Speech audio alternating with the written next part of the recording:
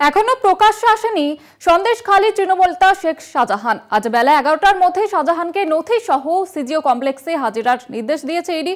শাহজাহানের বাড়িতে তল্লাশির পর সিল করে দেওয়া হয় ইডি। তারপরে বাড়ির বাইরে নোটিশও দেওয়া হয় ইডির তরফ থেকে এবং আজ 11টার মধ্যে সিজিও কমপ্লেক্সে তাকে হাজিরা দিতে বলা হয় ইডির তরফ থেকে।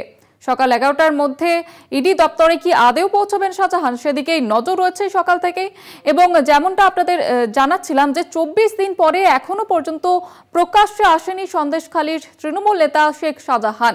শাহজাহানের বাড়িতে তল্লাশির পর তার বাড়ি ইতিমধ্যেই সিল করে দিয়েছে ইডি। তারপর তার বাড়িতে নোটিশও দেওয়া হয় ইডির তরফ থেকে। প্রতিনিধি সঞ্জীব চক্রবর্তী রয়েছে, সরাসরি কথা বলবো সঞ্জীবের সঙ্গে। সঞ্জীব, আজকে কি প্রকাশ্যে আসতে চলেছেন শেখ শাহজাহান, কি মনে হচ্ছে? দেখো শেখ শাহজাহান রহস্য একেবারে পরকে পরকে রয়েছে। তুমি জানো ইতিমধ্যে 24 দিন কেটে যাওয়ার পরে শেখ শাহজাহান অধরা, অর্থাৎ সামনে আছে এই পিছনে আছে, আবার সামনে নেই, আবার অন্তরালে আসে জনসমক্ষে। তুমি জানো চলতি মাসের 5ই জানুয়ারি যখন এই সন্দেশখালী বেতাজ বাদশা অর্থাৎ শেখ শাহজাহান তার বাড়িতে যখন ইডি আধিকারিকরা আসে, তার অনুগামীদের হাতে আক্রান্ত হয়, তাদের মারধর ভাঙচুর একাধিক বিক্ষোভের মুখে পড়ে। তারপর থেকে উভয় পক্ষে থেকে মামলা দায়ের করা হয়। ইতিমধ্যে তার 36 ঘন্টা কেটে যাওয়ার পরে কিন্তু তিনি একটা অডিও বার্তা দিয়েছিলেন সন্দেশখালী মানুষের জন্য, অর্থাৎ সংগঠনের তরফ থেকে। তারপর থেকে তার আর খোঁজ পাওয়া যায় না।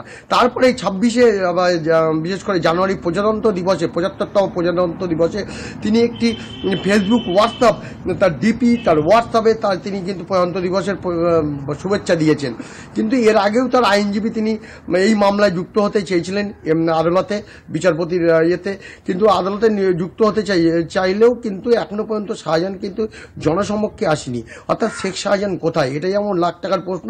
অন্যদিকে যেমন ইতিমধ্যে ইডি আধিকারিকরা 24শে জানুয়ারি এসেছে, তার বাড়ি সিল করে দিয়েছে, 2টো তালা সিল করে দিয়েছে, তার সমন জারি করেছে। তুমি দেখতে পাচ্ছ এই আজকে 29শে জানুয়ারি, এই 29শে জানুয়ারি যেই নোটিশ অর্থাৎ সেই সমন জারি করে তার সিজিও কমপ্লেক্সে 11টার মধ্যে তার হাজিরা দেওয়ার নির্দেশ। সব মিলে গোটা প্রক্রিয়া কিন্তু পরকে পরকে রয়েছে রহস্যময়। ইতিমধ্যে যেটা আমরা সূত্রের খবর, তৃণমূল সূত্রে তার আইনজীবী মারফত হয়তো সিজিও কমপ্লেক্সে কোনো চিঠি যেতে পারে বা আইনজীবী সশরীরে যেতে পারেন, হয়তো শাহজাহান শেখ হয়তো ভার্চুয়ালের মাধ্যমে যেতে পারেন। অন্যদিকে অসুস্থতার কারণ দেখিয়ে আজকে হয়তো সিজিও কমপ্লেক্সে শেখ শাহজাহান যাবেন না, এমনটা কিন্তু তৃণমূল সূত্রের খবর। কিন্তু এখনো পর্যন্ত যেহেতু সকাল 11টা, এখনো 1 ঘন্টা প্রায় বাকি, তার মধ্যে অন্য কোনো নতুন কোনো আইনি ব্যাপার অর্থাৎ আদালতের একদিকে আদালত, অন্যদিকে আইনজ্ঞ বিশেষজ্ঞদের পরামর্শ নিয়ে তিনি কি করেন সেটা সময় বলবে।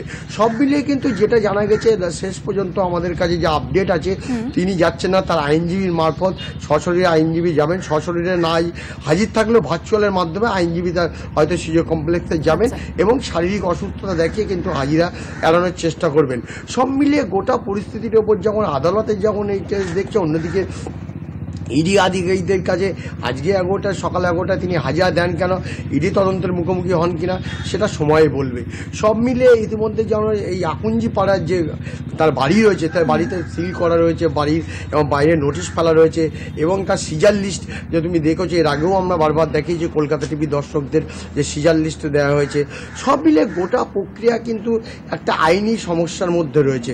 অর্থাৎ তিনি আইনজ্ঞর বিশেষজ্ঞ আইনের মতামত নিচ্ছেন, হয়তো আইন বিশেষজ্ঞ যারা আইনজীবী তাদের মতামত নিচ্ছেন। তিনি আদৌ কি যাবেন না কোনো আইনজীবীর মাধ্যমে সশরীরে না গিয়ে ভার্চুয়ালের মাধ্যমে তিনি তার আইনজীবী কবে তিনি প্রকাশ্যে আসবেন এই নিয়ে কিন্তু রহস্য বেড়েই চলেছে। আপাতত ধন্যবাদ জানাবো তোমাকে।